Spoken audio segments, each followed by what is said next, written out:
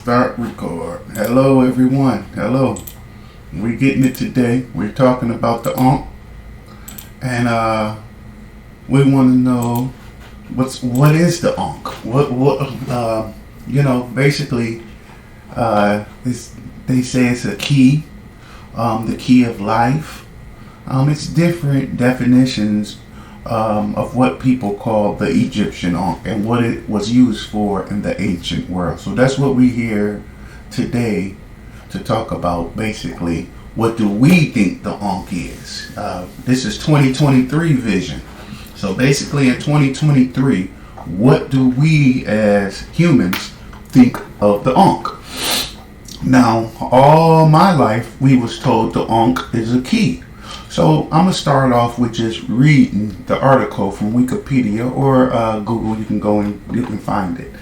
The Ankh, or key of life, is an ancient Egyptian hieroglyphic symbol used in Egyptian art and written to represent the word for life, and by extension, as a symbol for life itself. So basically, anytime you see this, they're basically just saying life or writing. When you see it wrote anywhere, they're basically saying life. That's what we're big. That's what we have been getting for all these years. The Ankh has a cross shape, but with a teardrop shaped loop in place of a vertical upper bar. The origins of the symbol are not known, although hypotheses has been proposed. It was used in writing as a telerial sign representing a sequence of three consonants, N and H. So that's where they got the word Ankh from, because they're trying to say it's NH, and they just added the Ankh part. So NH, no. Sequence was found in several Egyptian words, including the word meaning mirror, floral bouquet, and life. See, that's what I'm saying. In art, the symbol often appeared as a physical object representing either life or substance such as air, water, or that related to it. See, now this is the part I was getting to. This is part of the lecture. I'm actually going to bring that out. What I think it is in 2023.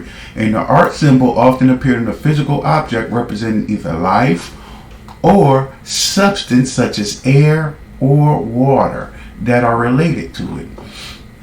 It could be wind. It was especially commonly held in the hands of ancient Egyptian deities, or been given by them to the pharaoh. So it's either the pharaoh give it to the deity, or the deity is holding it in his hand to represent their power to sustain life and revive human souls in the afterlife. Now, you heard this is what they're saying. Okay, now we're going to go to a little bit in the, so this is ancient Egypt. So we're going to go kind of to modern day, and they're going to talk about the Coptics. Let's see what they have to say about the Coptics, which is basically modern day. Coptic Christians is probably, I say, 3,000 to modern day. The Ankh was one of the most common decorative motifs in ancient Egypt, and was also used decoratively by neighboring cultures. So it was also used by the cultures to the east and west, south and north of Egypt. Coptic Christians adapted it into Krut Anasa, a shape with a circular rather than an oval loop. It was used in various Christian crosses. So when you see the cross, basically all they did was took it from the Ankh.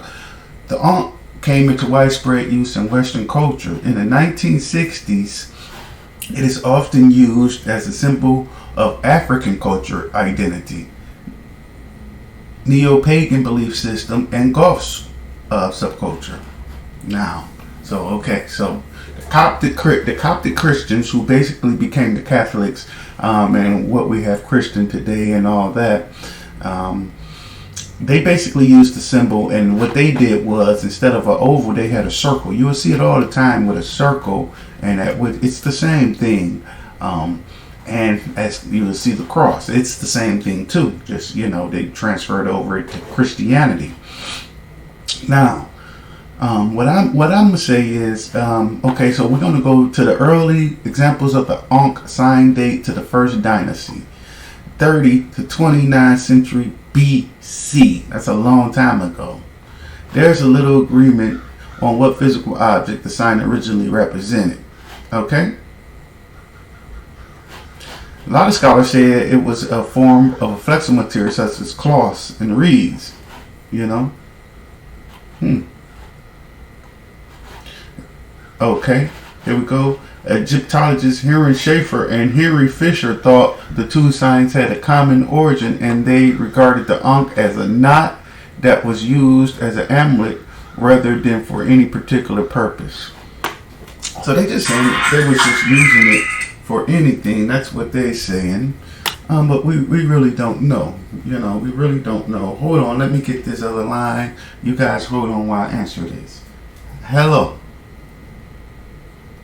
Hello? Yes.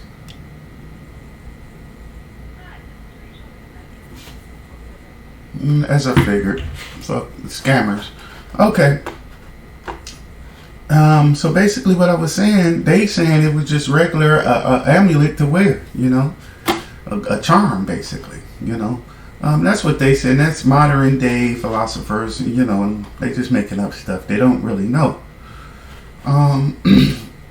So, it's used in religion and art. You know, it was used. Now, see, look, he's giving it to him, and basically it looks like he's breathing it, or he's basically eating. This is the god Horus. He's offering it to the King Ramsey.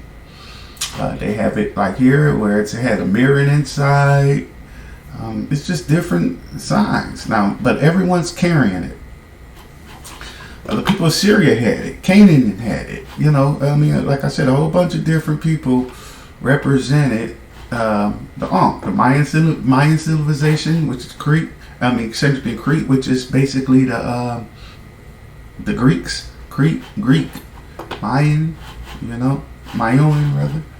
Christianity, they stole it. That's what I was telling you earlier. The circle. Of course, they just made it out of a cross, but before that, it was a circle. Which same thing, modern use, you know. Okay, so I'm gonna get to my presentation where I think in 2023 what it actually is. So me myself, I think the Ankh represent, and this is just me, you know, and using my 2023 vision. I think the Ankh actually represent basically a power source, some sort of energy power source that you can carry wirelessly. You know, it actually looks like some type of power source, the way that they carry it around everywhere. You got to think, if you're in the ancient world and they had all this stuff, right, that they basically created. Of course, if we look today with 2023 vision, we see that they had power tools or some type of tools that they used to create some of these things. They had molds that they laid things in and cast. So if we use that knowledge that they were a technical culture, you know, we can also kind of say, well, they had some type of power source. Don't have to be electricity. Power source can be anything. But we have to really think, are these actually just a sign for life? Or could it be a power source of some type of?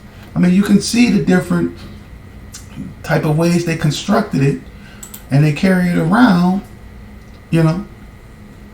It could have been used easily as a power source for something. You know, why are you representing life and say, okay, life, this is life?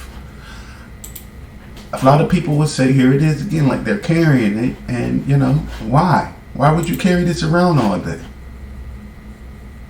You know? I mean, to me, it makes no sense to carry it around. So that's why I say it's some type of power source. Do I have any reference that it's a power source? No, I don't.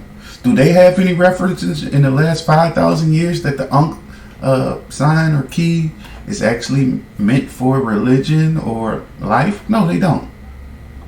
You know, they don't. They don't know neither.